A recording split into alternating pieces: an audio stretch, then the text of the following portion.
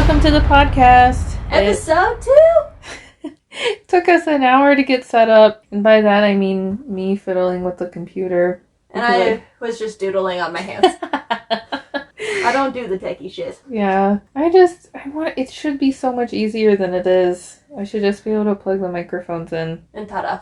Yeah, and click microphone 1, microphone 2, record, and go. But here we are. So today's episode is being recorded on my Samsung Galaxy S Plus 7. Some number. Something. So Samsung, if you want to hit us up, please do. I do have all Samsung products, except also Windows, but that's okay. I do not have Samsung products. Apple, we'll talk about you next episode. Hey! We accept all sponsors. Literally any sponsor. Just let us know. We'll give you a shout out. We'll give you a nice, pretty little story. Give our compliments and pay us. So cheersies. Woo! Cheers. Madison, what are we drinking this evening? Initially we started with a $5 bottle of Pinot Grigio, and then we're working our way into a Starborough Sauvignon Blanc. Wow. Can I just note that is the best I have ever said that word? Like, if you don't know me, even if you do know me, who gives a shit? You should applaud me. I will never be able to say it like that again. One and done. Gosh. It's pretty good. I think I do actually. I think I can tell the difference between the Pinot and the Sauvignon Blanc. And I think I like the Pinot better, but yeah, the Sav is more sweet. Yeah. It also kind of smelled peachy. I don't know if that was just me today, but it smelled peachy. You smelled peachy today? No, if it was like my nose, whatever my senses are. I smelled a lot of peach coming out of that bottle. Have no idea what's actually in it. But Starborough is also, if you want to sponsor us, let me know. You are my favorite white wine. Let's go. Our listeners are going to get so tired of this. Yeah. They're just going to be like, just give these girls some money. Please. We want actual content. Yeah. Oh my gosh. But for real, the Starborough is a great brand especially for the price. It's like a $10 bottle of wine that you can find at a Target or like pretty much anywhere. It's from New Zealand, and New Zealand is super well known for their white wines. So, fun fact. Huh. Do they have other kinds of wine? The brand, I guess. I don't know. I've never looked past that one. Oh, okay. Huh. And other thing that we were drinking tonight, we tried a TikTok trend for protein lemonade, and it sounds like it's gonna be really weird, like especially for those of us who might have texture issues. It was like a bunch of ice and then like a bunch of Simply lemonade, and vanilla protein powder. And so I just into a blender, because I made enough for me, Madison, and Kyle, and extras. Bunch of ice, bunch of lemonade, 2 scoops of protein powder, and it made a whole batch, and it tastes really good. Like, it's like a really frothy lemonade. Like, I think the people on TikTok say it tastes like a Chick-fil-A drink, I guess. I wouldn't know. I wouldn't know either. Some of our listeners would know. Yeah. So, if you know what we're talking about. 6 of you out there, one of you's gotta know. Yes. And I've seen quite a few Chick-fil-A bags in the gym. So yes. I'm sure somebody knows. Chick-fil-A, though, I think is mildly underrated for their actual chicken. Like, their chicken is pretty solid. Yeah, I think so too. Like, so between like Popeyes, Cane's, Chick-fil-A, KFC, what's your favorite? Or how would you order them? I would probably go Chick-fil-A first. The chicken, the flavor, and their sandwiches are all so good. The fries kind of suck. Like, they're not that great. But they are better than Cane's fries, which are just floppy. They're sad. They're so depressing. So depressing. And then I think I would do Cane's. I think Popeyes also has better chicken than Cane's, but there was a bad experience that will forever be burned into my memory from Popeyes, so that's knocked down. And then KFC kind of just sucks. That is the most overrated fast food chicken place. It really is. It's not like I wouldn't like volunteer to go to KFC. Oh yeah. Like ever. I'm not a huge fan of Popeyes, but Kyle really likes it. They have good like their breading has a good seasoning to it. Yeah. I think. Yeah. Yeah. Maybe I can't draw and talk at the same time. Sorry, everyone. Speaking of the drawing, what's happening is Morgan is drawing on her leg with a fancy little tattoo pin from Inkbox. Yeah. Which is a company that does temporary tattoos, but they're high quality temporary tattoos. That's what they say. We're going to find out. Yep. We are trying them for the first time tonight in honor of SGS. Yeah. Tell us about that, Madison. So SGS stands for Slutty Girl Spring. Hey! Where we are choosing to embrace our quote-unquote slutty side and just be the best badasses we can be. Female empowerment. Woo! Confidence. Positive body image. Embrace your sexuality. Not being shamed for it. Yeah. And just like all about women, all about like live your life for yourself. Yeah. I also think a little bit of like pushing past our comfort zones. Yes. Like, especially with like the positive body image and all that type of stuff. I know for my entire life, I have struggled hardcore with that. And even now when I'm probably the best shape of my life, and I probably am the smallest I have been in my adult life, still hardcore body image issues. So hopefully, I feel I'm taking this on as a little bit of like a challenge in the sense of push past the things that make me uncomfortable and make me want to hide in a burrito. But both a blanket and a food. Yeah, exactly.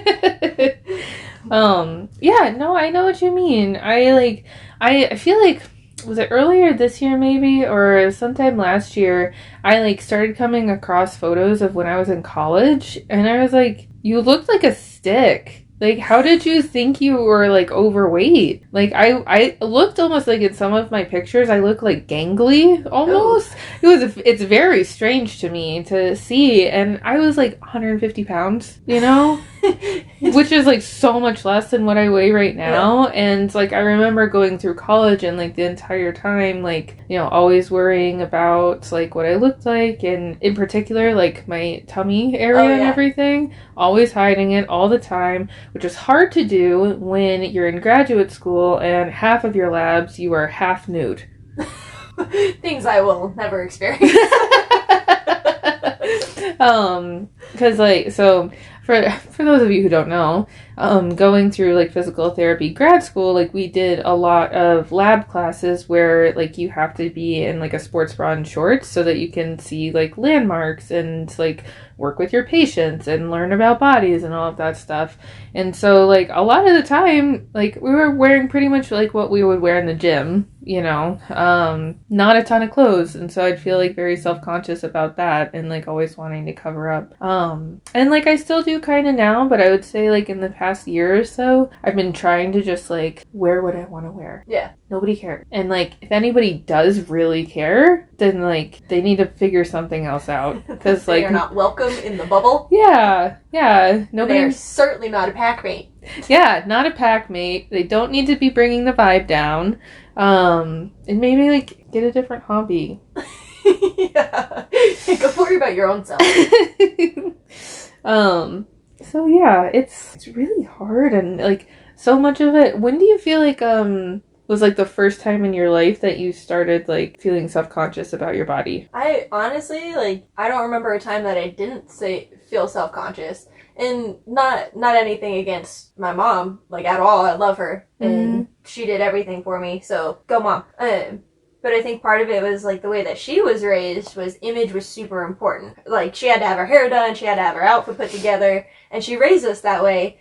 And my mom is very, very forward when it comes to telling you something doesn't look look good. Now as an adult, I get it because there's some things that just aren't flattering for your body type, and that's okay. Like, you should embrace the body type that you have. Find the things that highlight it, that make everyone else see how amazing it is. But as a kid, I would always just get so disappointed when I'd be like, oh, this is so cute, I really want to wear this, I would try it on, and my mom would be like, oh, sweetie, that's not it. Yeah.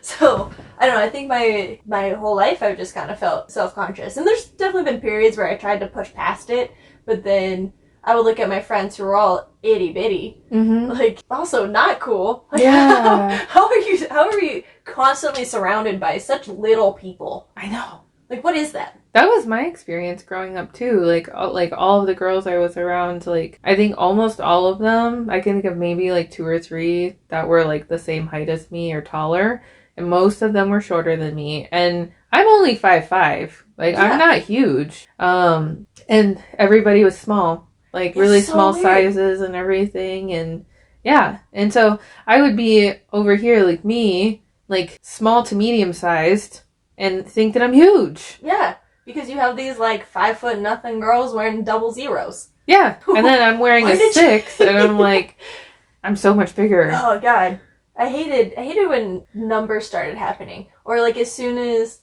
I remember the transition from kid sizes into junior sizes, and I because I'm also 5'5", and I mean I was always a little bit chunky as a kid, but don't ask, I was super active, just super chunky.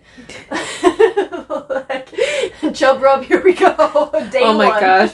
Oh geez. Like that's okay. So Madison and I we have a business doing a merch store. Please sign up for the wait list. You can email us about that if you want to be on the wait list for the merch store. But one of the things that we're going to put on our merch trademark is Chub Rub Club. So example would be if you wear shorts and go running outside, you're gonna be in the Chub Rub Club probably. Yeah, because what really counts as Chub Rub Club is when you wear the shorts and your thighs touch and they rub together so much that you then get a rash.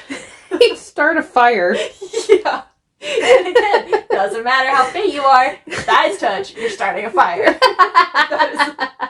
that is what's happening. Chub Rub Club. Yeah. Welcome to the club. It's so uncomfy. Yeah. If you have to put deodorant between your legs or slap some chalk on there or baby powder, you're probably part of the Chub Rub Club. You bring a chalk block with you on the run. And just if you saw what we just looked like. Just wait until this becomes a video podcast. That's gonna be a while, considering I couldn't even get my laptop to work today. But I feel like we actually need to get a decent quality camera. Yes. Do some filming, which will take time. Yes. You can donate. The link in the episode description. I think it's buymeacoffee.com/morgmadpod. Something like that. Yeah. It's something like that. But yeah. Oh man. Also, how many groups are we a part of? Oh my god, I don't even. I think it goes back to that, like what we did with the Spicy Boys, of where we have the inner circle, the next outer circle, and then like the distant outside circle. Yeah. Like so many groups, and then I feel like us individually also have our own little groups on top of that. Freaking wild. Yeah. And then it's like we have the Chub Rub Club, the pack, the gang, the party people. We're not the Spicy Boys, but we're the team managers for this. Yeah. We are the nucleus within the nucleus. Yes. One might call that a quirk. Science. Yeah. # chemistry. Fun fact, I tried to be a chemical engineer. Really? Yeah. Why? I mean, tell me the story. Well, I tried to be a lot of things. But I thought the idea of trying to learn how to make things explode, super fun. Later learned that was not a job. At least not a job I could go to school for. So the next option was chemical engineering, and I was going to use that to go into like pharmaceuticals of some kind, like creating the drugs mainly. And I thought chemistry was going to. Well, the chemistry actually wasn't that bad. It was pretty straightforward, relatively simple math if you can do math. And then you got to just like put shit together and see what happened. Mm-hmm. Super great. But the other math classes you had to take, like fucking trigonometry, that is a bullshit class. I don't want it. So I decided, you know what? I don't want to do this either. And then transitioned to some other things and eventually went to creative writing. Still did not get my degree. 1 year shy. But I went to creative writing to be an author. And that was probably more fun than being a chemical engineer. Not gonna lie. Oh my gosh, so many different things. I think it's really good to like follow your interests, you know, and not just like stick with something like just because you started it doesn't mean you have to finish it, and like that's okay. I think that's been the hardest thing. Yeah, Because there's the pressure, especially if your parents grew up in a particular point in time. Like, that has a huge part in how you view the world. Mm-hmm. And, like, both my parents came from next to nothing. And they were completely raised in you have to go to school to get a job to have a good life. Mm-hmm. That was it. And they might not tell me this, but I am fairly certain that I have disappointed my parents more times than one, especially in regards to schooling, because I wasn't following that same vision that they had when or like the same goals that they had, because they were just trying to get out of the shithole that they grew up in. Totally fair. Respect it. Mm-hmm. And then in their minds, that was the only way to do life. At least this is how it's presented to me growing up, right? And then I'm over here being like, but I want to do something that I'm actually going to enjoy, that I want to do. Maybe that's the ADHD. Who knows? Self-diagnosed. Yeah, it's probably like a combination of that, you know, and just like our generation, and then like watching like Gen Z grow up behind us too. Oh, yeah. You know? Yeah, like I think that our generation, or some of us anyway, were like very much like people pleasers and like quiet. Have you ever seen like those things about like different generations like going out to dinner and then you get the wrong order? Raise your hand if you will ever be a Karen. That calls out the person who gave you the wrong order. Yeah, and it's like boomers will like make like a big deal about it. And in a negative way. Yeah, and their kids will also make a big, well, not a big deal about it, but they'll bring it up. It will be mentioned. Like Gen X? Yeah. Yeah. And like Gen X is like what I've seen on TikTok like characterized as like kind of grumpy. Yeah. Like oh, fuck life. Yeah, and then like millennials. This one was so funny to me. It's like when you get the wrong order and then like the boomer generation like yells at the server or whatever, and then the millennial is like, I am so sorry, but this is not my order, but I will eat it anyways. I will pay you. I'm so sorry. 100%. I will never, ever, I don't even give a shit if it's something that will kill me. I will never, ever be like, hey, I'm sorry, you messed up. I will just suffer through it. Yeah. I may die, and that's okay. As long as you don't feel bad about it. I know, I'm like, this is not what I asked for, but I'm so sorry. It's fine. I'll deal with it. I must not have spoken clearly. That's my bad. It's on me, bro. Yeah. Oh my gosh. And then, you know what I was just thinking too? Like, I know another topic we were going to talk about tonight is the tism. What I'm starting to realize is maybe the reason why we're grouping things and organizing them so much is part of the tism. Oh, well, I don't know if I showed it to you or if like we talked about it, but there's I've seen a couple memes or whatever about like the ADHD. Yeah. And they're too like contradicting. Yeah. They're just repellent. Yeah. And I will notice the things, or like even in moments, I don't know if I deleted the picture, but one example of my ADHD is when I'm tired and the care has stopped, the ADHD will come forward more. So like I was doing like a quick mop of the gym, and it looked, someone came in and was like, what are you doing? Are you trying to make a picture with that? Like, it was so sporadic. And then, but like, my incessant need to have straight lines, like everything needs to be in a beautiful straight line in order for me to be happy, that is the tism. Yeah. So it's either sporadic, like crazy ass chaotic cleaning, highly organized straight line. Yeah. And textures. Textures. And it's so crazy how you can like have both at the same time. Yeah. It's weird. It is so weird. And it's interesting how it like manifests and differently for everybody. Like I know my tism is stronger than the ADHD. Like that's more prominent most of the time. Yeah. But damn. I know. Because I'm feeling like, I'm trying to think. So like last week we talked about our icks, and now we can talk about our tisms.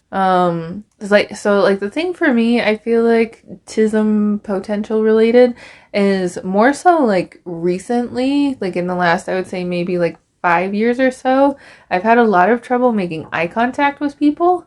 Like, but only if I'm talking. If they're talking to me, I can maintain eye contact. But like, okay, right now I'm staring at Madison.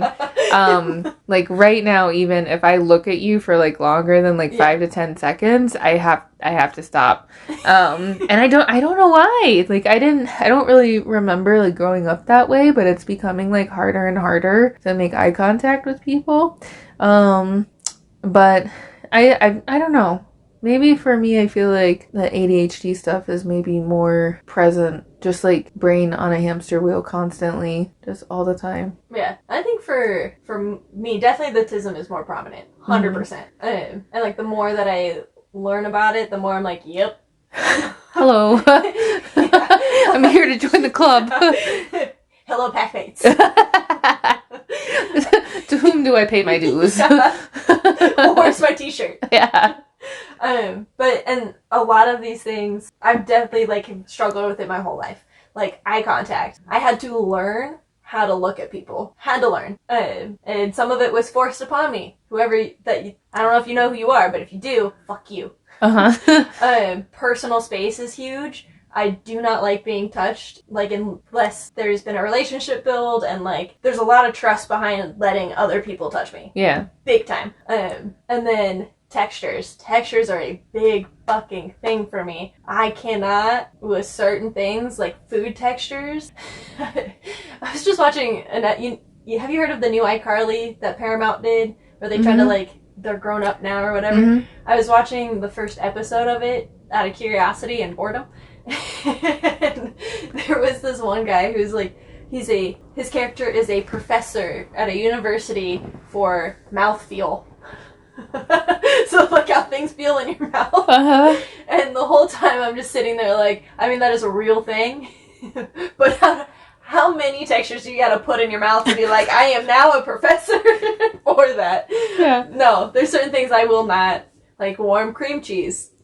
Can't do that one. Cannot. And if you have icky fish, like it's not done right and it just sits there because you can't chew it because it's just like the whole time I'm just sitting there gagging, trying to be like, get it down, you're fine, you can do it. Don't hurt anybody's feelings. Yeah. Don't throw it up. Contain it, don't react. You have a straight face. Do not react, we have trained for this. Yeah. This is how it goes. That's another one. I think of like the emotional reaction part is also like the biggest tism thing for me is like I am a robot. Do I feel the feels? Sure. Am I ever gonna let you know I feel the feels? No, unless I'm very angry. Then you should run. But like I think those are like the really big things for me, and the way that I organize, and things have to be organized in a particular way, and I absolutely despise when somebody goes and fucks up my system. Yes. Like, excuse me. Understand, yes. Get out of my way. And just like, this goes here. Yeah. This goes here. Put that back there. Why are you touching it? Yeah. It just goes there. Don't put it over there. Don't leave it out. It goes in there. Excuse me. Why are you touching my TVs? No. Man. Yeah. I feel like some of the things for me that I feel like maybe fall more into the ADHD, but I feel like it could just be like the odd ADHD, I guess is how you would say it. Being interrupted when I'm doing a thing to transfer my attention elsewhere. So like if I'm like emptying the dishwasher, for example, and like Kyle asks me for my attention for something else, immediately irritated. And it's because I feel like I have to like stop my brain from like, okay, where do all these dishes go? Now pivot, focus on Kyle. What does Kyle need? And it's like, it's something totally different topic. And so it's like, the way that I explain it to my therapist is it feels like my brain, like, have you seen Polar Express, the movie? Yes. Excellent movie. We will be watching that later this year as well. The scene when the train is like on the ice? Yes. And it's like skittering everywhere. So number one, that's like kind of my brain, period. But then like whenever I have to like transition my attention, it's that thing where they're like chug, chug, chug, chug, chug, like really fast in one direction and transfer your attention. And it's like hard break, chug, chug, chug the other direction, yeah. Hard break, go back the other direction. And it's just like, it's so exhausting to like constantly have to do that. And I feel like my brain like only goes like 100 miles an hour in any direction that I'm like supposed to be looking. And then like after a little while, I'm just like, I gotta lay down. It's too many. I tell Kyle that all the time, like using that phrase, saying like it's too many like inputs. Oh yeah. Can't like just like my computer's fried. Yeah, sensory overload is a huge thing. I think it for both the autism and the ADHD. Yeah. Like the Venn diagram middle. Yeah. Sensory overload. Yeah. Oh god, that is so rough.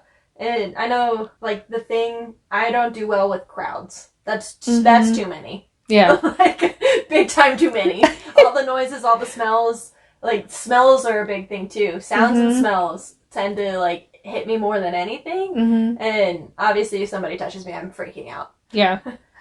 God, the one and only time I will ever be in a mosh pit not a mosh pit. Whoops. Mosh pit. I had a panic attack. Like hardcore. I was so fucking mad and just like internally I was shaking. Externally, you saw nothing except for maybe the annoyance on my face. But it was what irritated me more than anything was the friend that I was with when that happened. She just looked like she was having a fantastic time. And like, I was like, you motherfucker! This is your fault. Fuck this mosh pit. Fuck you. Fuck this concert. Fuck it all. And just like moonwalk out of the mosh pit. Yeah. Shout out to the big ass Samoan guy who fucking pulled us out of it. Oh my gosh.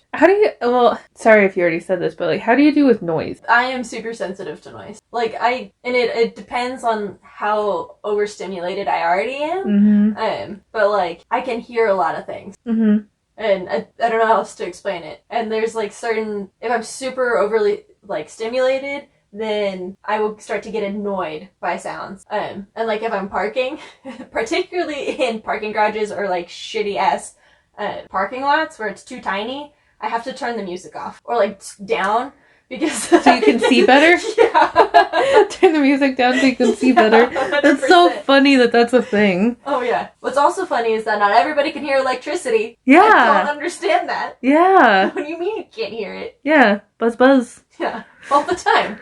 It's just like a constant ringing. So for me, like, this thing is kind of weird. It's kind of like that, like, contradictory thing again, where, it's almost like if it's noise that I can control, then I'm okay with it. But if it's noise that I cannot control, it has a much higher chance of freaking me out. So, like thunderstorms, for example, or just, like, sudden noises. Here's a fun thing Luke does. He'll just, like, come up, like, behind me and, like, like lunge at me and make a noise, and it scares me every single time. I'm either gonna Every punch you single or pee my time. pants. I don't know. Yeah, it's just like like I was already on edge because of just that's how I am. So now I just launched another gray hair out of my head. But also shout out for the foam tiles that will eventually be put up in use. There's not enough time between episodes this time around. Yeah, there was a lot happening with my laptop. Yeah. I will listen to music in my car so freaking loud. Oh, yeah. So loud. Like, I think the one thing that I really, really enjoy about concerts is it's so loud you can feel it. Yes. And, like, car is the same thing. You gotta crank that bad boy up so you can feel it in your chest. Yeah, or, like, I can feel my door vibrating. Yeah. Yeah. If I cannot feel it in my internal organs, it is not loud enough. No. Who cares if you don't understand the words? It's not feeling it. It's not right. Yeah. So, like, if it's loud enough, then I also cannot hear myself think. Yeah. Exactly. Which is, like, such a nice break.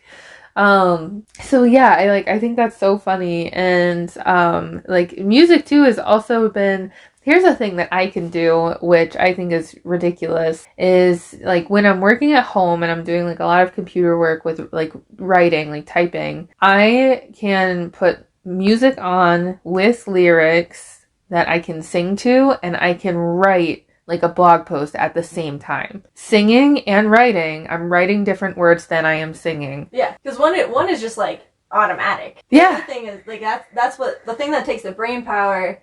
That's still in the forefront, but the automatic thing is also happening because you're not thinking about it. It's like breathing. Yeah. You know. Yeah. I do the same. Not if I'm writing like stories. Then I have to, because my brain needs to be functioning so quickly. Yeah. I cannot listen to music while I write. Stories in particular. If it's like essays or whatever, fuck it, I don't give a shit. Yeah. But like homework or reading, I have to be moving of some, like bouncing, but like any type of movement. Yeah. Minor physical movement. Music has to be playing at a particular volume. And then I can do the reading thing. Mm-hmm. Something that has also developed as I've gotten older is my ability, if I'm only mildly interested in like a TV show, I can almost treat that like a podcast and just listen to it while I do other things. Yeah. If I'm interested in the movie or the TV show, I have to pay attention to it. Yes. But then there's also the like that incessant feeling, that like anxiousness of like I must watch it. Yeah. I must see what's happening. Yeah. Totally that like compulsion. Yeah. Yeah, like, oh, I have to do this thing, I can't not do the thing. Yeah. Yeah, it's like, it's so weird to me, and just like, if like the more that I listen to music, like the better I can concentrate. And it's not always, like sometimes I like the silence, but yeah, if I put on music, I can like like get to work on all my stuff. But then yeah, like on the other hand, if it's sound that I cannot control or that like I'm not used to, I think freaks me out. And I remember like having, you've had panic attack. I've had a couple, yeah. Yeah. They get worse as I you get older. assumed. Yeah. In fact, they get worse. But I remember kind of having one when I was in high school, which was so strange. Like, we were on the way to a softball game after school, and we were on the bus. We always listen to music on the bus on a boombox. And yeah, it was great. It was always loud. Everybody's always singing. It was always a thing. But this, like, one day in particular, they started playing it, and it was too loud. Like, it was too much. It was too much input. Yeah. Even though it was the same thing that always happened. It was just, like, too much stimulation, and I couldn't handle it. And I, like, burrowed down in the bus seat, and I was, like, crying because it was, like, too much, but I had no idea what was going on, and I was, like, so embarrassed. So, like, of course, like, I didn't tell anybody. I just, like, hid in the bus seat, and I was, like, you know, like, you're 17, like, what are you doing? Like, yeah. You know, stop hiding in the bus seat. But it was so much. And that hasn't really happened to me before that, and, like, hasn't really happened too much since then either. But it was, like, a, like, noise anxiety or panic attack kind of situation.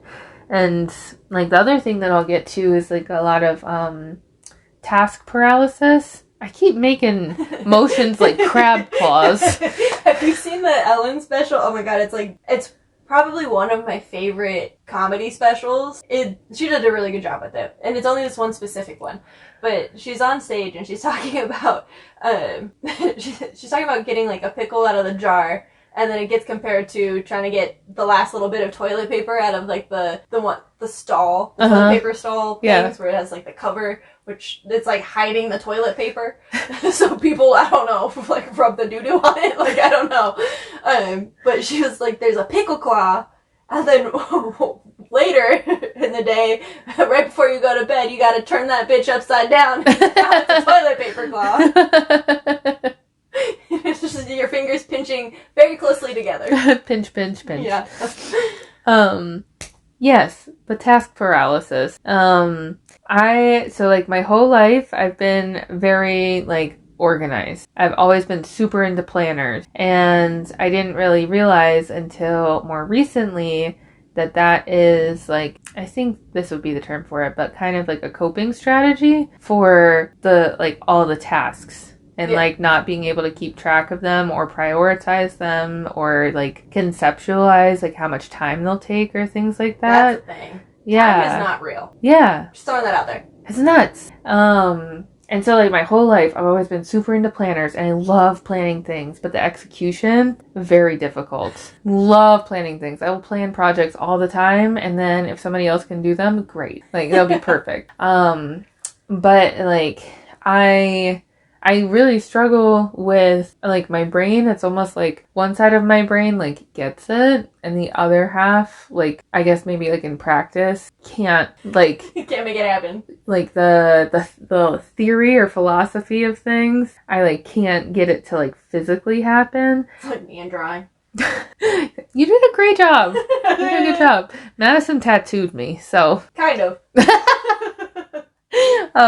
But like, I'll like write down all my tasks, and I'm like, yeah, like these ones are like really important. These ones need to get done really soon. These ones not so important, or smaller tasks. And then when I go to actually have to like decide what to do, I can't figure it out. I'm like, I will always take the path of least resistance and go for like the smallest or easiest tasks, even though there's like a big thing due today. Oh, yeah. I'm like, I'll start with the easy thing, and then, you know, that's not due till 5. I'll wait until 4:30 to do it. And get it done. Yeah, and get it done like so fast. And like the like prioritizing things, which is like so weird because I feel like my life, I've always fallen into the category of like a high performer in a lot of different ways, you know? But it's all been a farce. It's all been a front.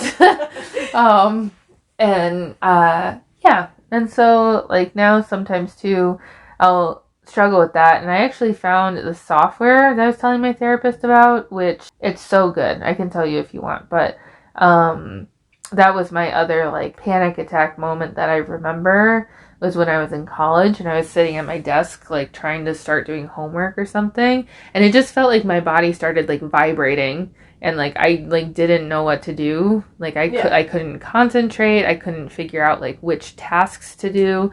I didn't know whether I wanted to stay in my dorm room or leave, if I needed something to eat or what was happening. And it's almost like this feeling of like, I gotta go. I gotta get out of here. I gotta go. Start a new life. I'll be a new person. Yeah. And like, I don't know where I'm going, but I just gotta get out of here. Yeah. Because my body's like just vibrating with panic. Yeah. So that's like not great. And I feel like I haven't really had any like panic attacks in a couple of years or so. But the anxiety has been there still. It's gotten a lot better, I do think, over the past year or so. But it's still be there. Just kind of like at a baseline, I'd say, anxiety wise on a day-to-day, probably a 5 out of 10. That's not bad. Minimum, yeah. Note that it used to be a 7. Yeah. Just keep in mind that as people that just live with anxiety, or like, my anxiety comes in the form of guilt. I always just feel guilty about everything, and like I'm not doing a good enough job. If you joke with me like, about guilting me about something. Like, I don't know, whatever. Like, oh, you're not coming to the party? Why aren't you coming to the party? Like, blah, blah, blah. And I'll be like, fine, I guess I'll go. I don't want to go, but I guess I'll go because otherwise I'll just be sitting here feeling super guilty all the time. Or even, like, even worse for me, because at least then you can get rid of the guilt. Because you're like, fine, fuck it. I'll deal with it. You set a timer, you leave. Yeah. that's how that works. But when you legitimately can't, or at least for me, you legitimately cannot go, you look at every possible way that you can make it happen, and you can't, that is when I'm just like... Panic, yeah. Or, like, the open, oh my god, I think that was my most recent... I'm gonna say it was a panic attack. I also don't outwardly express them. Like, I really try not to, because I'm super private, and I just don't like people to know that I'm vulnerable like that.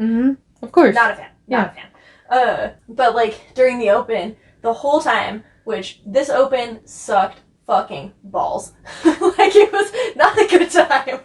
I did worse than I did last year, which was super depressing.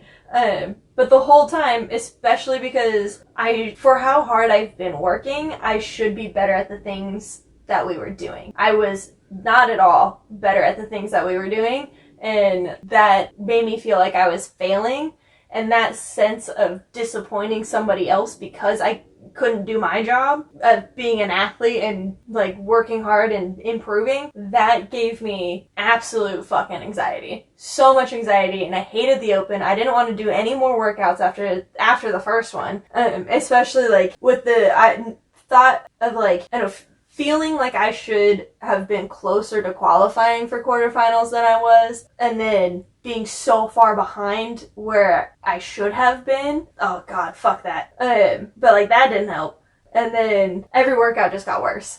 My performance just got worse. And I didn't want to do anything else. Like, I wanted to be done with it. And, I went to retest one of the workouts, and the tism took over of, like, everything needed to be in a very particular way, and everybody kept changing it, and it kept moving around, and I just started crying out of frustration and, like, the anxiety and everything. Oh god. And I hate when I do that, especially in front of people, because I'm like, I'm stupid. Why am I freaking out over this? You're being dumb. Like, the logical part of my brain is yelling at me for being the tism. For yelling for me having the tism and having that being a thing because I was overly exhausted and mentally done. So I think that was my most recent panic attack. Yeah. You know what's really frustrating about all of it, too, is that, like, you know, things happen. You have all these feelings as a response that's just, you know, like, involuntary. And you get frustrated. You get really upset. And then you're like, you're so stupid, self. Like, you know, this is fine. Like, why are you acting like this? Like, stop it. Suck it up. Like, it's not a big deal. But, like, if anybody else were dealing with that and I was responding to them struggling, I'm so comforting to them. And I'm just like, you know what, like, this is okay. It's okay. It's okay to have feelings. You know, like, clearly something is going on where you're overstimulated. Things aren't going the way that you wanted them to. You know, I'm really sorry that happened, and we can't always, like, plan for these things, but, like, you know, we'll just take a deep breath, we'll go for a walk for a few minutes and come back and readdress things, and everything will be fine. Perfect. Do I talk to myself like that? Not even a little bit. Not even a little bit. Just like, God, get it together. Yeah, even for days afterwards, after the open was finished, that inner voice was just like, God, you fucking sucked. Like, what are you even doing? Why are you here? Like, everything that you've done is for nothing because you're not doing it good enough. Like, that's the internal monologue the whole fucking time, which is kind of fucked up. Yeah, and it is. Like, but you're right. If I were to talk to somebody else who was going through that, it'd be a completely different story. Shit, I did that with I'm gonna say my kids, but I was a gymnastics coach for many years. Not her biological children. No, thank you. I'm good. So when I say my kids, I mean the gymnasts that I worked with. But, like, my kids all the time. If they were having a bad day, I would sit them down, I would talk to them, I would, like, get them to turn it around, like, mentally, and to be like, oh, no, you're right. Like, I am doing my job, and yes, I should have more grace for myself because these things outside of my control are happening. Yeah. Okay, let's move on. Let's keep going. Yeah. And it's just like, it's so crazy to me, like, how drastically different it is. And it's almost like there's no middle ground either. Nope. It's one extreme or the other. Yeah. And it's just like, you know what? Everybody else gets a pass. Morgan, you're being ridiculous. Fucking suck it up. Tighten up. Get your shit together. Man, it just, it's crazy. But I guess it's just something that you have to keep, like, working on, you know, and trying. And just realizing that, it's okay to also take a break. It's okay to rest. That's a thing. Cough, cough, nudge, nudge. Yeah, I've been just trying to figure out how to do in the past probably year. I still haven't. Like, logically, I know. And, like, again, as a coach, I will tell people, be like, hey, go take a rest day. Like, give yourself time. Don't worry about it. Go easier today because your body's fucked. Like, yeah. And then I'm over here like, you're not working hard enough. Work more. I know. Work more. 2 more. Yeah. And okay, check this out. Let's go back to our pelvic floor segment. Which is going to turn more into just, like, female hormonal health. So this is something that I really even just, like, learned last year or something whenever I took this course, that female hormones operate on, like, a monthly basis. So, like, 28 to 30 day cycle, average, whatever.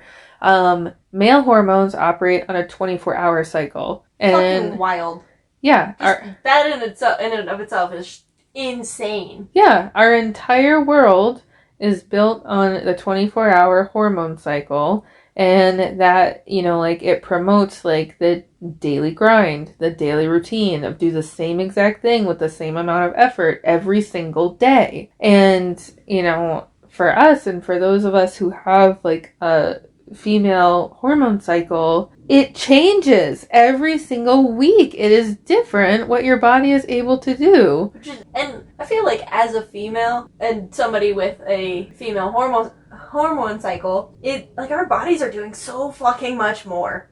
Yeah. All the time. Sorry, men. Not sorry. Yeah, not sorry. Our bodies are working harder than yours, okay? Yeah. Like, you can lift the heavy weight, but we have to be able to grow people. Yeah. It's so much all the time, you know, and, like, this is, like, something that's really cool that, like, I've seen online with the hormone cycle is, like, looking at your menstrual cycle, it's 4 different seasons, where week of your period is, like, winter, and then the following week is spring, and the following week is summer. And I'm saying week, but, you know, give or take. Yeah, give or take a few days. And then, like, the week before your period is fall or autumn. And so, like, if you look at it kind of that way, you can also kind of expect what kind of energy you'll have, where, like, in fall, like, you're kind of getting ready for the winter and kind of, like, slowing down and, like, eating a lot more too, and, like, in winter kind of just, like, chilling and, like, not wanting to do a whole lot, and that's okay. And then come spring and summertime, you have a ton more energy, you're more social, you know, higher sex drive, all of that stuff. And it's okay that you feel different week to week, because you literally do. Your body is different week to week. Yeah, you know. And I even feel like from cycle to cycle it's different. Yeah. Which is also crazy. Yeah, because it can depend on so many things, like your environmental factors, nutritional factors, stress, you know, your movement, like all the things. You know, talk about, like, trying to have grace for yourself, you know. And, like, if you aren't paying attention to that because, like, you just haven't been taught about it, or, you know, like, you might have heard about it, but you feel like I'll just deal with it, you know, and, like, I'll just do the, like, every single day grind thing. I think it can be it's a really tough place to be, because it's so much pressure on yourself, you know, and, like, you can still perform highly, but also, like recognize that your hormones in your body is just, you're operating differently every week. Yeah.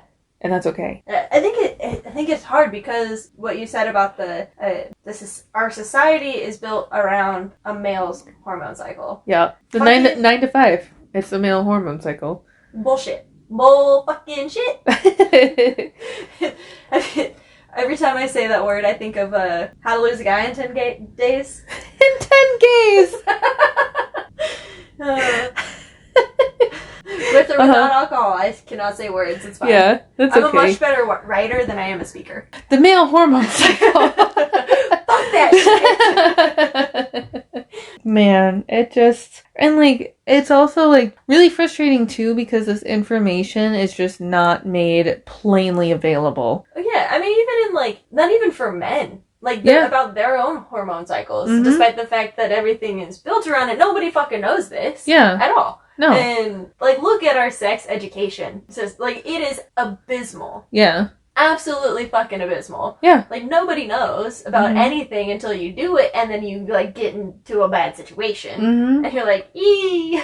Yeah, I didn't know. Yeah. You know, like, I didn't know any better, which is, yeah. Just like, or you can put all the information out there, and then let people make educated decisions. Yes. The more knowledge is power, not necessarily in order to control other people, but at least to better control your own life and your own destiny, you know? Yeah, yeah. And I feel like that kind of brings us back to SGS. Yep. Sexual knowledge, sexual power, sexual freedom, all the things. It's okay to... badass. Yes. Also that. It's okay to talk about this stuff. Yeah. It's okay to know the things. It's okay to be proud of it. Yeah. You know? I think that is a huge thing, is like everybody, especially women, are shamed for having healthy sex lives. Yes. But if you don't dress sexy enough or act sexy enough, you're gross. You're somebody's mom. Yeah. But like if you do it too much, it's a bad thing. Yeah. It's all just ridiculous and contradictory. Yeah. Oh my god. Yeah, and just like my whole thing. So like, as long as everyone's communicating, everyone's being respectful, and everyone is being kind and safe, then like more power to you. Yeah, that's it. Be a fucking human being. Yeah. Respecting another human being. Yeah. That's it. Yeah. Why is it that fucking hard? That goes for life too. I know. Stop being shitty. That's it. Just be kind, man. Or just don't say anything. Or even be upfront. I think the honesty is also a big part. Be kind, but be honest. Yeah. You know? Again, just in general life terms. Yeah. Man. And like I feel like it's tough to be honest sometimes, but you gotta do what you gotta do. Yeah, 100%. You get one life. At the end of the day, you get one life, and it's over faster than you can imagine. Yeah.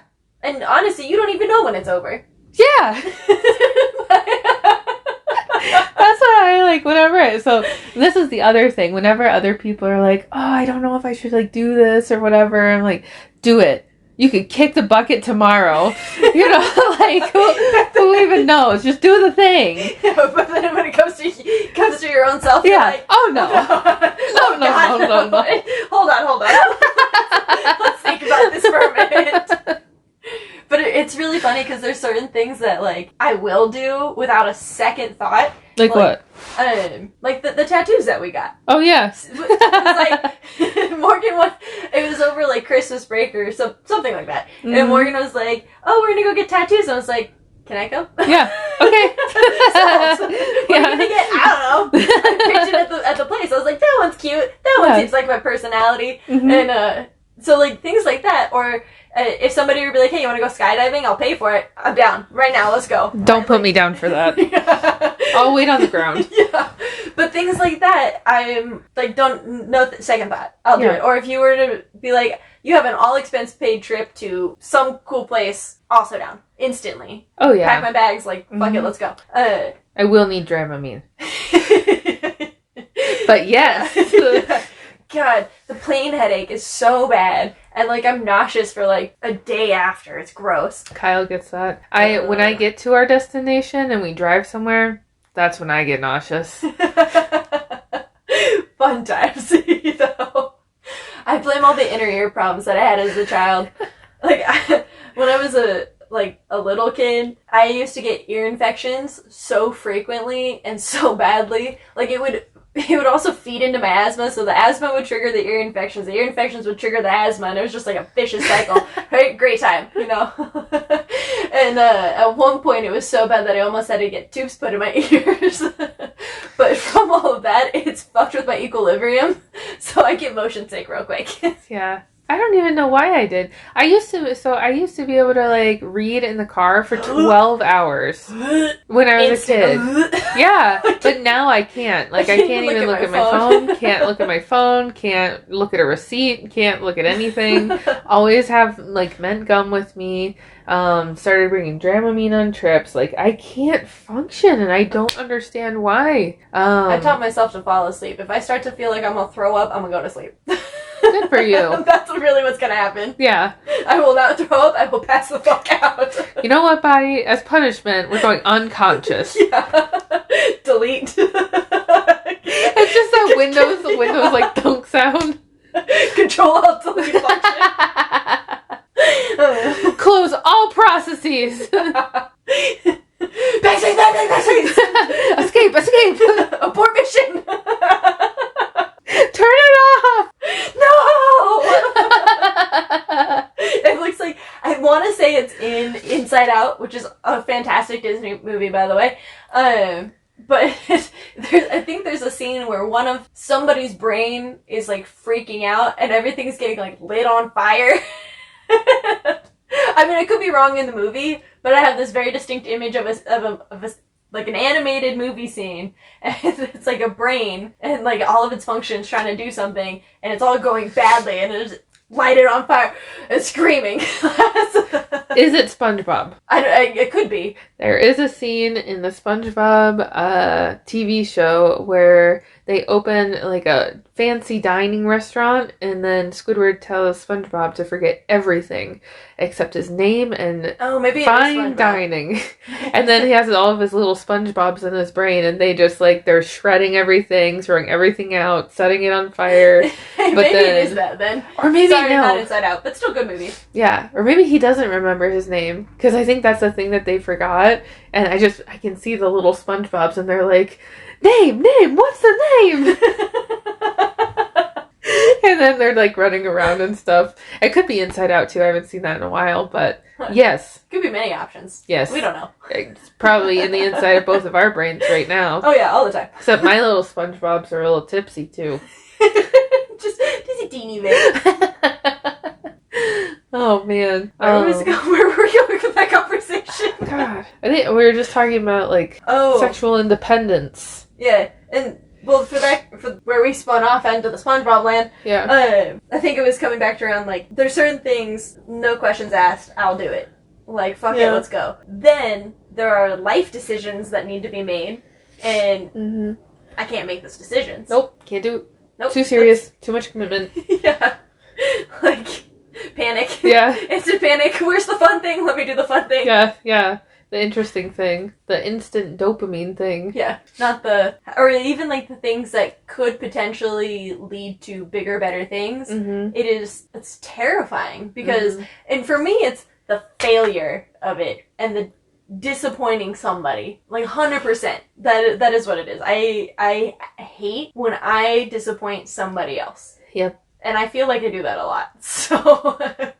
And it's like, it's so crazy too, because like, I mean, I can't, speak to, of course, your life experience, but for me, I feel like I disappoint a lot of people, or it happens often, but like, in reality, literally nobody cares. Yeah. I think there's definitely people that are like friends. I think friends are a good example of like, feeling like you disappoint them and they don't really care. Right. Like, that, I think that's 100% a thing. But then I know for, like, me, there's certain people, like, my parents or more prominent people in my life that I'm like, I definitely disappointed them. Definitely did it. Yeah. Whether or not they say it, you just know. You get that feeling. You can tell. Yeah. That sucks, man. Well, do you have any goals for SGS? I think ultimate goal... was thinking about a conversation that I had with a Morgan and I's mutual friend, and her and I were talking about wearing like shorts more often, and I was telling her, or we were both talking about how we hate wearing shorts because we don't like how we look in them, and some of it's also like the Chub Rub Club. That's like physically uncomfortable to wear shorts, and pulling them out of your ass crack, and like that's not a fun experience. Yeah. Every 10 seconds, like, or every single step, you have to like pull it down. Yeah. So there's like a physical discomfort, but I think that things like that, being more comfortable in what I'm choosing to wear, and trying to at least maybe just a tiny bit change the image of myself in my head. Yeah. That seems like tall order, but we'll see what happens. Yeah, and don't forget there's both a part 1 and a part 2. Yep. Slutty Girl Spring and Slutty Girl Summer. Yeah. They're both SGS. It is one continuous. One is just, well, here in Vegas, summertime is fucking hot. Yep. Like boiling, you're in a giant convection oven. That's what it is here in Vegas. And hot, wink wink. And the hot that the boys like.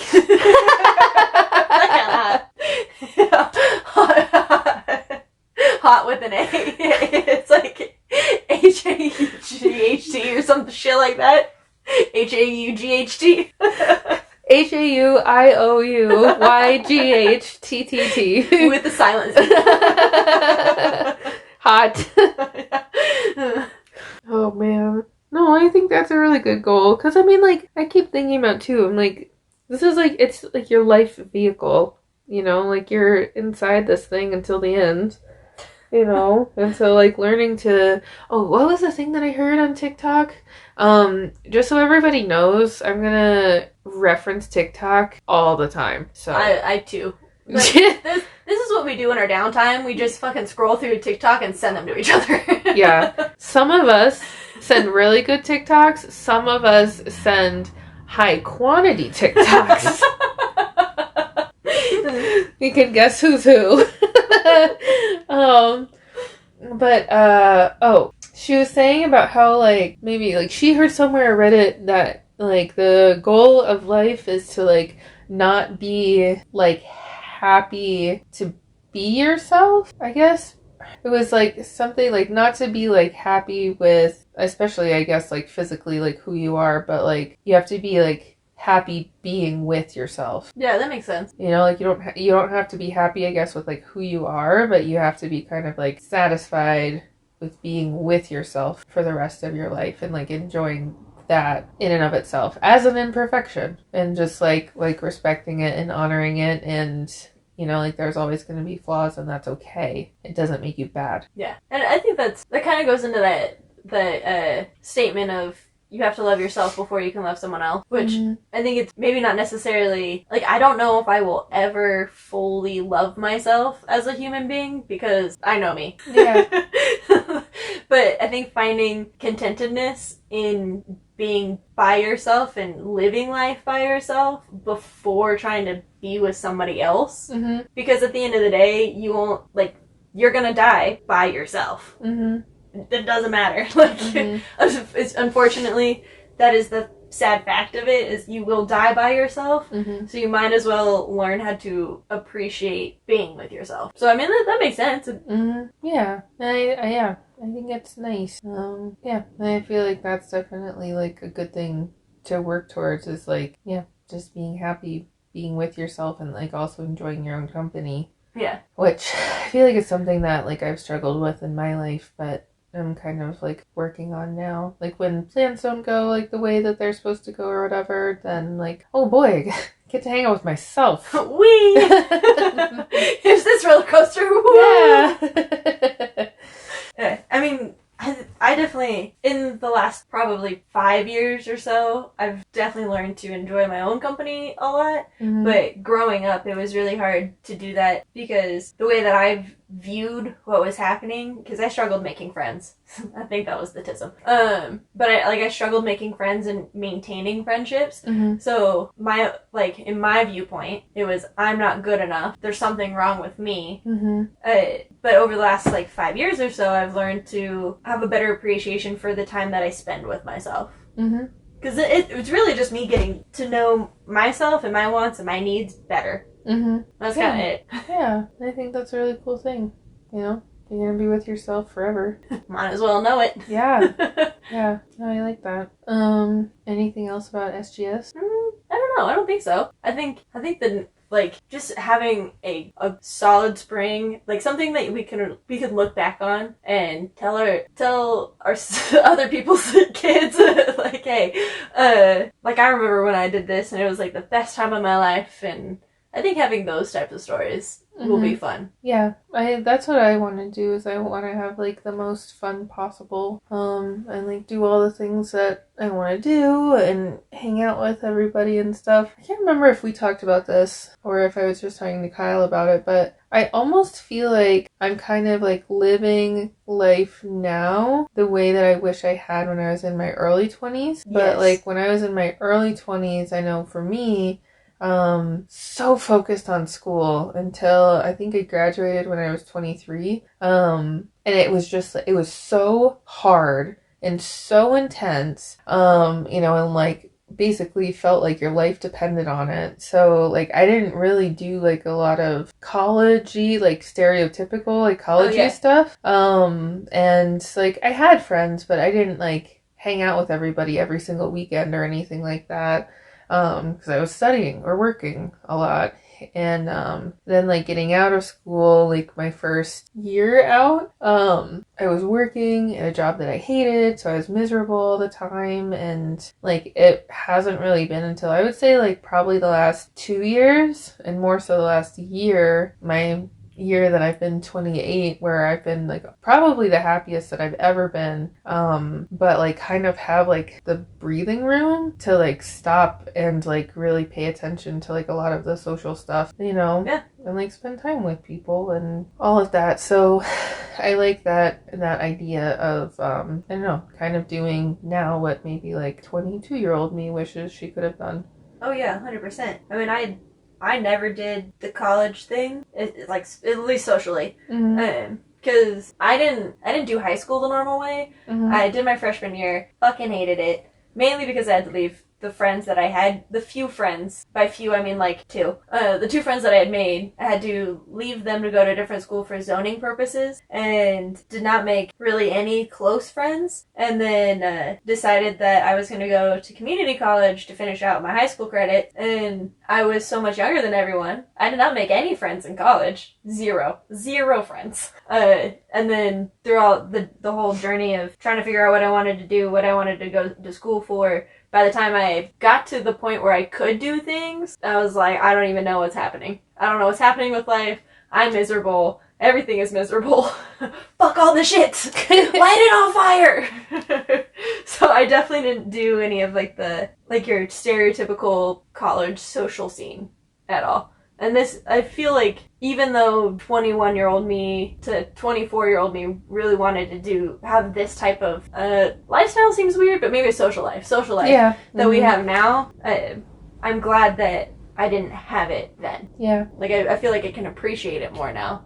Yeah, that makes sense. I think so. And I was telling my friend Ted about this, but something, I don't know if this will sound like gross and sappy, but I feel like growing up and even like in college, like something that I struggled with friendships was that, like, you know, as a pebbler that I am, you know, like I love languages. Yeah, special love languages. Neurodivergent love languages.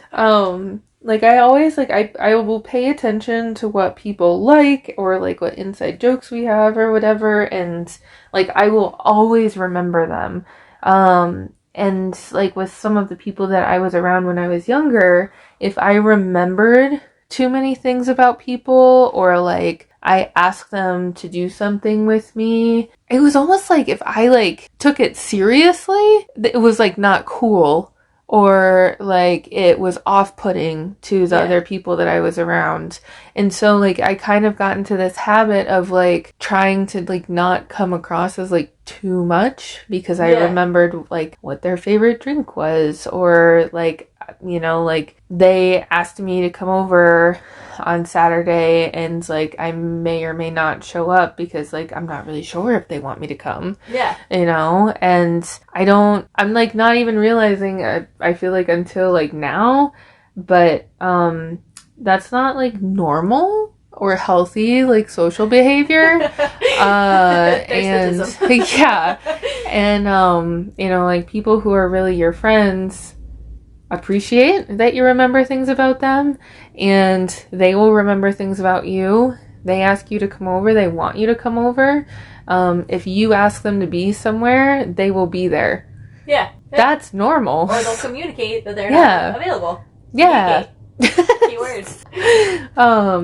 Yeah. And so like I feel like the friends that I have now are like that. Like the second half of what I said, and it's been like, in a way, not like negatively, but it's been surprising. Yeah, it definitely in a positive way. Yeah. Because it's surprising when you're like, oh my god, this is real.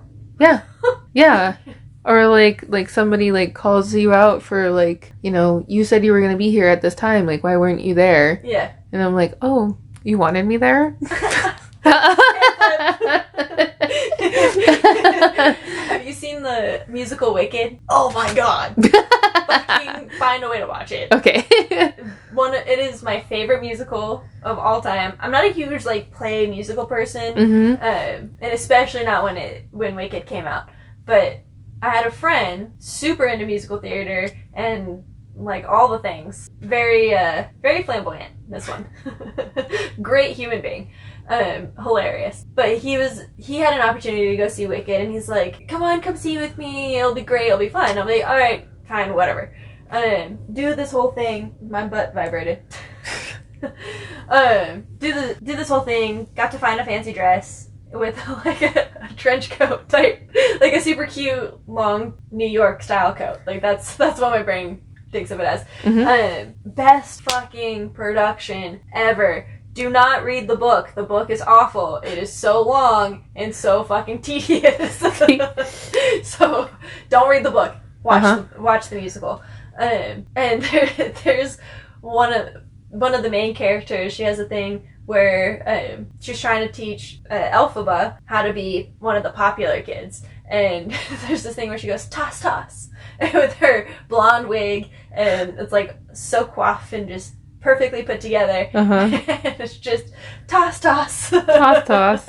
Does the whole hand flick, over dramatic. And that has lived with me since I saw that when I was like 13 years old. That just reminds me of the Bend and Snap and Legally Blonde. Yeah, same level of like... Same vibe? Yeah, same vibe. The mustache I drew on my finger was coming off. I've been trying to like keep my hands spread. I know. Trying to constantly like move it around. Yeah. I'm trying to think if there's anything else on our list that we didn't cover this evening. Do we have any more men-why topics we want to discuss? Men-why? Let's see. You know what? I think tonight, no. I think I've enjoyed not really talking about them. You know what? I feel like it's been a minute. Yeah. Oh, I can tell you about how when I was trying to shave my legs, I like shaved off a tiny bit of my toenail. I don't even like understand how it happened, but like there's a tiny corner of my pinky toe toenail just missing now. Oh no! Because I moved too fast. Yeah, like this might be TMI, but like I get toe hairs. Yeah, me too. And I don't like my toe hairs, so they go away.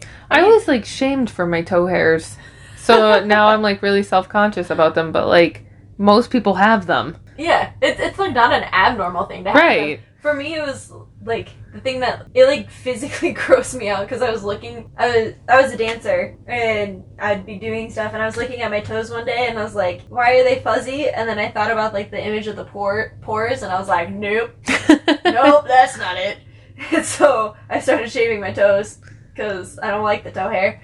And I was shaving my toe hair. So when I do it every time I shave my legs, it's just one continuous motion, right? So it's right there. And I just like went too fast apparently and cut off my pinky toe. Cut off her entire toe. Just Just the entire little toe. Who needs that? Who needs that bastard anyway? Oh my gosh. Well, I'm glad that you survived. Yeah, I'm surprised it didn't bleed. Because it's like a legitimate corner of the toenail gone. Dude, I think sometimes most of my toenails are like dead or something from just being at the gym all the time, you know? In the sneakers and slamming your toe on the floor. Burpees. Yeah.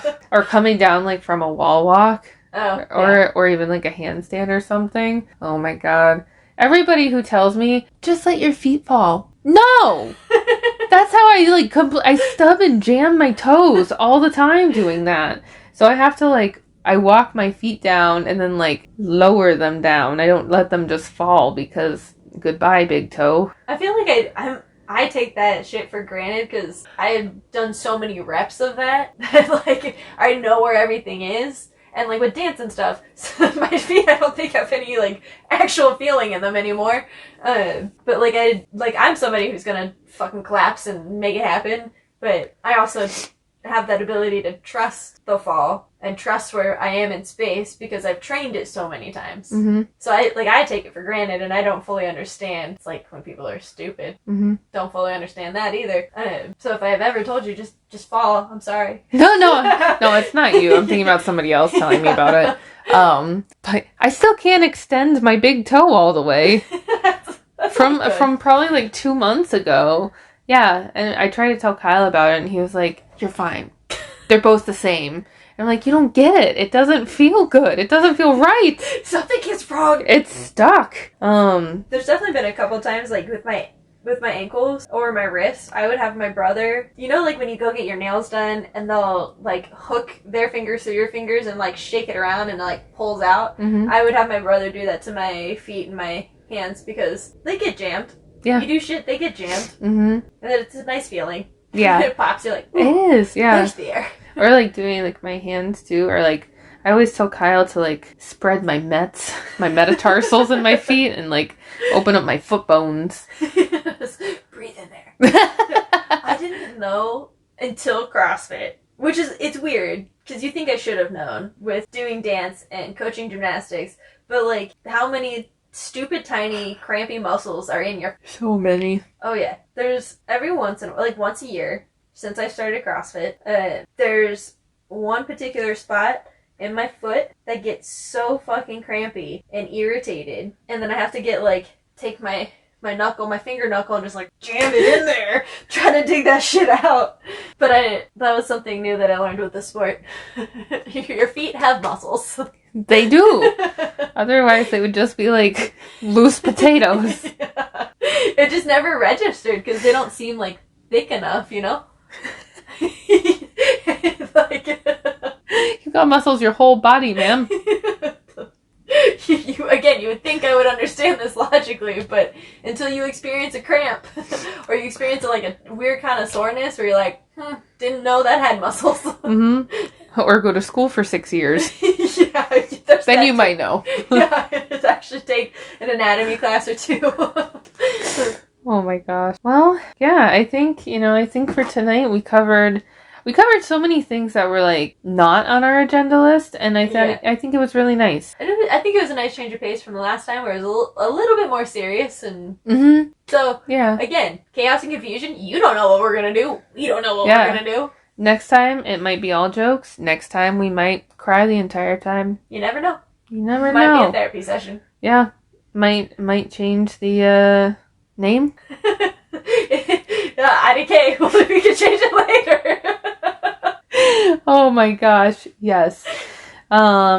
Well, yeah, so thanks for listening. We'll keep on recording. The plan's to keep recording and putting out episodes every week as much as we can. And if you like this content, sorry, I'm yawning.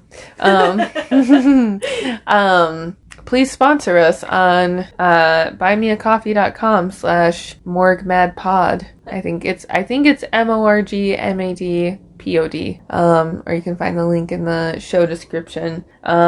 Because of Coffee Thursday, we do this thing every Thursday. It's called Coffee Thursday. And we go get coffee with our friends that we talked about. Yeah. Yeah. At least some of them. They're mostly nice. There's only 2 consistent ones. Yeah. Outside of ourselves.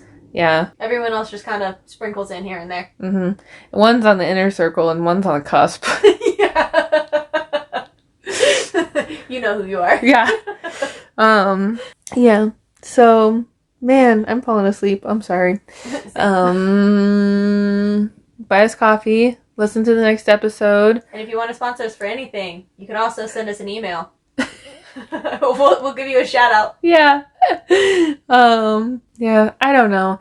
Even on my other podcasts, I have no idea how to start them or finish them. All right, okay, bye.